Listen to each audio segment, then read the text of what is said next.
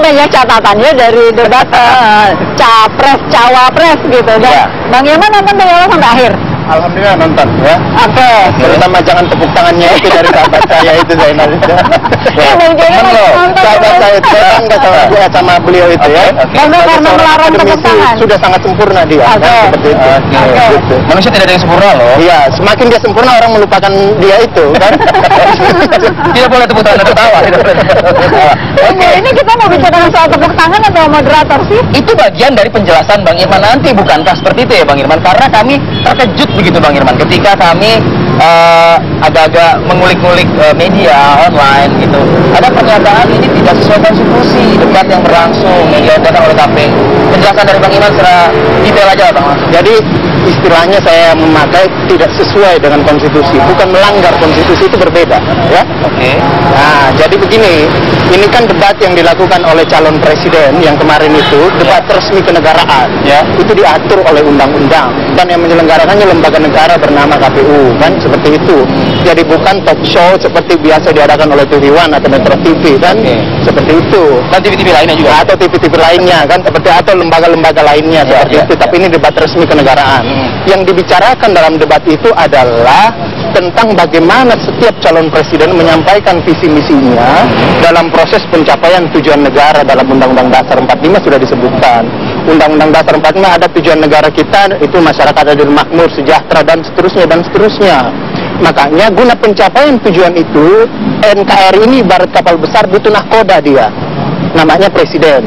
Dan presiden itu dipilih langsung oleh penumpang kapal itu tiap 5 tahunan di situ. Anda siapapun jadi presiden katanya kamu harus bisa mencapai tujuan itu, yaitu mencapai tujuan negara itu di situ.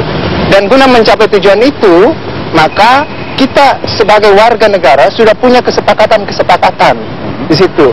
Jadi 20 tahun dari 20 jam dari ketika Anda memegang kemudi itu kita sudah sampai di pulau mana. 5 jam dari situ kita sudah sampai di pulau mana. Dalam konteks tata negara itu namanya rencana pembangunan jangka panjang dan rencana pembangunan jangka menengah nasional. Guna pencapaian tujuan di situ. Nah, kan di situ. Jadi siapapun calon presiden, dia tidak bisa datang membawa visi misi yang di luar dari ini semua nih. Gitu. Karena proses pencapaian tujuan negara itu sudah kita sepakati semua. Oke, khusus untuk debat fokusnya ada sesuatu yang harus diperbaiki. Makanya dalam proses substansi debat itu dalam Undang-Undang Pilpres menyebutkan substansi debat itu adalah tentang proses pencapaian tujuan negara itu. Makanya kemudian guna menyusun substansi debat itu perlu untuk membuka-buka tentang rencana pembangunan jangka panjang dan rencana pembangunan jangka menengah nasional. Itu sudah diatur dalam undang-undang dan sekarang dilaksanakan oleh Presiden SBY. Itu di situ. Itu diabaikan dalam debat kemarin. Nah, nampaknya tidak dimixkan di situ. Tiba-tiba visi misi calon presiden masuk jalan sendiri dalam proses debat itu, yang seharusnya ini sebenarnya substansi debat ini dimixkan dengan apa yang sudah dialami, hambatan, tantangan, ancaman, gangguan, peluang yang sudah dilaksanakan pembangunan jangka menengah, jangka panjang kita oleh presiden sekarang. Makanya kemarin saya katakan kepada teman-teman pers bahwa harusnya penyelenggara pemilu ini KPU itu tidak boleh melupakan istana di situ. Sebab sekarang nahkoda kapal ini dijalankan oleh presiden dan dia mengetahui hambatan, tantangan, ancaman, gangguan. Harusnya substansi perdebatan itu dikomunikasikan sebelumnya kepada presiden. Cuma saya tahu juga persoalannya. Presiden ini tidak lepas dari sosok politik, ya, jadi agak dia harus mencoba netral, kan? Jadi seolah-olah kalau ke istana itu mencoba-coba berpikirnya politik, padahal tidak. Ya presiden di situ sebagai pemegang kekuasaan pemerintahan sampai house aja. Nah itu aja kan seperti itu. Gitu. Ya, jadi kan? Itu juga hambatan kalau saya paham juga. Tapi ini yang perlu segera dipikirkan, disesuaikan. Kan kalau pertemuan resmi, agenda resmi untuk melakukan pembicaraan diskusi dengan presiden melibatkan penyusunan agenda debat itu menjadi penting agar RPJM, RPJP, tujuan Undang-Undang Dasar itu bisa masuk. Makanya kemarin ada persoalan, ada pertanyaan dari moderator bahwa bagaimana Anda, visi misi Anda untuk dilaksanakan kemudian ternyata ini ditolak oleh daerah-daerah di Indonesia.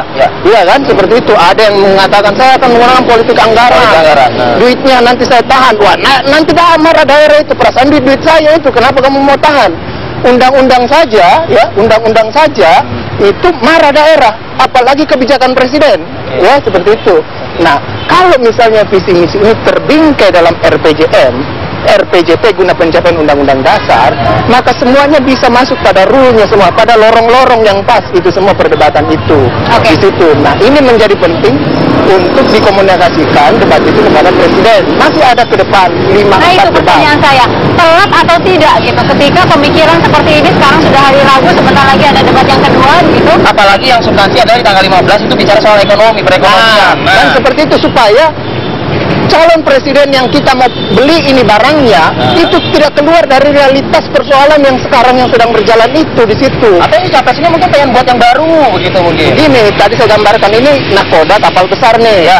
Dia sudah tahu nih seperti ini nih. Saya sedang bawa pesawat 5 tahun 10 tahun terakhir ini. Oke. Ternyata ada bocor-bocor di bawah di sini nih. Oke. Tiba-tiba datang nakoda, so tahu kan kira-kira seperti itu. Tiba-tiba kita karam di sana, padahal ini nakoda ini udah tahu semua nih hambatan, tantangan, ancaman. Ini yang perlu Anda presentasikan apa yang bisa Anda bisa menyelesaikan persoalan ini, karena kayaknya di deck sini ada yang bocor dikit di sini nih. Ada yang di sini yang bocor, Anda harus perbaiki. Di daerah sana ada gunung es misalnya, jangan sampai nabrak di situ. Tiba-tiba sok datang ini begini. Kita juga penumpang pada geblek semua, kita pilih aja di Tapi situ. begini, kalau misalnya kapalnya itu banyak yang bocornya, bukankah kalau misalnya itu diangkat ke perdebatan akan mendiskreditkan pemerintah yang membawa nakoda, yang membawa kakak tersebut, dong, bukan? Ya, itu bisa jadi seperti itu, kan sudah terbuka semua, kan bisa saja dia bilang begini, ini menteri-menteri ada problem di sini nih.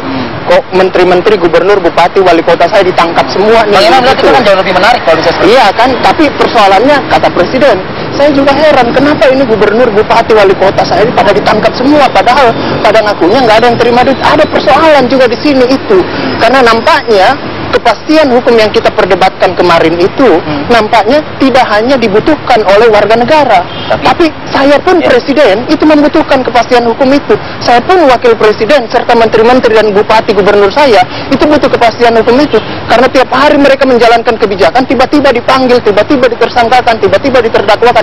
Itu problem yang Anda harus hadapi. Makanya kemarin tidak muncul persoalan itu. Istilah kepastian hukum dalam proses debat kemarin itu, perdebatan kepastian tidak menyentuh problem ketatanegaraan sesungguhnya 10 tahun terakhir ini. Bang Irman, masukan untuk debat berikutnya, masih ada 4 debat lagi. Ini Bang Irman mudah-mudahan ditonton oleh KPU ya, dan menjadi pemikiran salah satu masukan dari masyarakat, boleh dong begitu. Nah, ini untuk masukan berikutnya di debat berikutnya apa gitu loh Mas? Apakah format debat yang sekarang ini sudah masuk, sudah cocok dengan apa yang diingini oleh masyarakat, pilih-pilih barang ini sebelum beli gitu? Kan begini, debat ini ada 2 aspek kan, aspek pembelajaran konstitusional kepada warga negara, dan dibanding pembelajaran itu kita juga transformasi pembelajaran itu ada hiburan juga di situ kan. Itulah format debat itu. Bagi saya format yang ada sekarang itu tidak ada masalah ya. Yang saya mau soroti adalah substansi kontennya. Makanya saya berpikir kalau misalnya ini digarap sedemikian rupa ya, bisa jadi mungkin 4 debat nanti itu hanya kita mampu berkomunikasi sama presiden, tapi di pemilu 5 tahun ke depan saya membayangkan presiden sebagai pemegang kekuasaan pemerintahan sebelum debat itu hadir di situ, dan dia memberikan speech kepada kita seluruh warga negara yang menontonnya bahwa keadaan di bidang demokrasi, kepastian hukum ini ada begini-begini nih, ini begini-begini. Dia paparkan dulu 5-10, kemudian ini nanti yang akan bertarung untuk menyelesaikan persoalan. Silahkan seperti itu, ini seperti ini, dia paparkan dulu. Sekarang mungkin presiden kita itu diundang oleh penyelenggara pemilu KPU untuk untuk hadir dalam acara itu, tapi presiden tidak datang. Karena mungkin presiden pun bertanya kapasitas apa dia datang di situ. Tapi kalau kita bangun kerangka konstitusionalnya seperti itu, maka suka atau tidak suka presiden harus datang. Karena acara debat itu tidak ada lagi acara yang lebih penting di Republik ini dibanding acara debat itu malam itu. Kalau ada tamu dari apa, udah jangan dulu terima tamu seperti itu. Kita mau peralihan tongkat estafet nakoda nih, seperti itu, gitu kira-kira.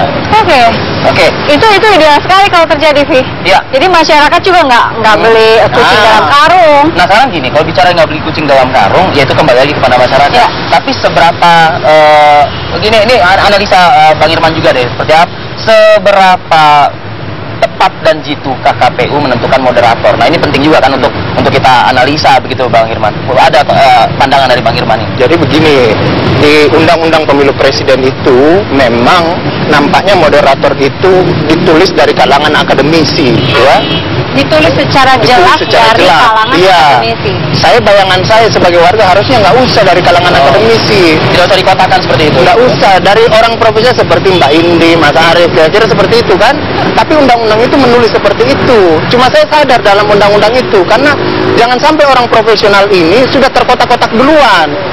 Jadi institusi netral dalam proses pencalonan presiden itu dianggap dari akademisi nih. Apakah dijamin akademisi itu netral? Persoalan apakah dijamin netral personalnya atau tidak, nggak ada. Tapi itu asumsinya seperti itu. Kan makanya kalau kita berharap udahlah pasti aja si ini yang profesional dari dulu, susah juga. Karena semuanya sudah terkotak-kotak juga di situ. Nah, yang dianggap paling netral ya ini. Nah, kemarin ini kan akan menuai pro dan kontra lagi begitu. Pastilah ini panggung besar. Ya, ini kan kita semua ini mau mencari kesempurnaan kan seperti itu. Pastilah itu menurut saya ini tidak ada masalah. Yang pasti akademisi kemarin yang memimpin itu kawan saya Zainal Arifin jauh dari ekspektasi yang saya bayangkan sebagai seorang akademisi di situ. Ekspektasi Anda seperti apa? Jauh, bayangan saya tidak secanggih seperti itu, tapi ternyata Zainal ini mampu jauh lebih canggih dari itu yang saya bayangkan di situ. Beda tipis lah sama Arif Adil dan Indi Rahmawati. Agak ngeri tadi Mas Zainal, mungkin agak ngeri kok Irman ngomongnya kayak gitu. Tapi jauh dari ekspektasi saya seperti bahwa ada gugup dikit, uang capres saja juga gugup kok. Gitu apalagi kita akademisi tiba-tiba langsung disuruh pegang kendali yang begitu besar di situ. Dan ternyata sahabat saya itu ternyata bisa melampaui menurut saya dengan segala apa yang dia miliki, jauh dari ekspektasi bayangan saya. Bayangan saya akan lebih gugup ini, akan lebih apa, tapi ternyata enggak. Dan terbukti dengan diagram apple itu begitu ya. yang berwarnanya lebih dominan. Makanya saya beritahu beliau, jelaskanlah ke publik bahwa yang dilarang tepuk tangan itu hanya di dalam Balai Sarbini. Penonton di rumah tepuk tangan sepanjang acara juga tidak ada masalah. Gitu kan, yang protes kayaknya penonton di rumah yang banyak gitu. Baik, ini kesempatan yang berharga juga buat Bang Irman. Apalagi Bang, kita sudah harus akhiri ini begitu. Apalagi mungkin singkat Bang yang harus menjadi poin-poin lagi di debat-debat selanjutnya. Ini baru ada 4 lagi ke depan. Jadi itu harapan saya adalah bahwa capres yang kita pilih ke depan ini tidak bisa dia datang membawa programnya sendiri-sendiri gitu, karena kita sudah punya sistem ketatanegaraan namanya RPJP, RPJM, dan kerjanya presiden pertama terpilih 1 tahun itu yang menentukan rencana kerjanya itu presiden sekarang SBY SBY itu. Jadi jangan sampai dia janji kita macam-macam, ketika dia terpilih susah melaksanakannya kan seperti itu. Ada problem di DPR, ada problem di sana, kata DPR, skemanya ini tidak ada dalam undang-undang ini gitu. Dia bilang saya udah janji. Nah, itu yang menjadi problem yang harus dipikirkan. Makanya visi misi itu tidak boleh disusun berdasarkan ideologi politik dari parpolnya. Dia harus ada kerangka besar dari undang-undang dasar itu, RPJP, RPJM itu. Disitulah visi misi itu dia breakdown di situ untuk dia turunkan plus minusnya di situ. Kemudian cara-caranya. Jadi para capres ini bertarung di cara pencapaian tujuan negara. Di situ bukan di pertarungan ideologi. Karena bagi kita warga negara, ideologi kalian berbeda nggak masalah. Yang penting kami sejahtera, kami apa itu urusan politik. Yang penting itu kita sampai di pulau itu. Sampai di pulau itu dalam 20 jam dari ketika Anda memegang nahkoda itu gitu. Baik. Bang Irman, terima kasih. Ya. Jangan salah pilih ya, Bang Irman nggak ada di surat suara nanti nggak ada loh ya pemirsa ya. Dicatat itu. Baik. Terima kasih Bang Irman. Sampai ketemu lagi.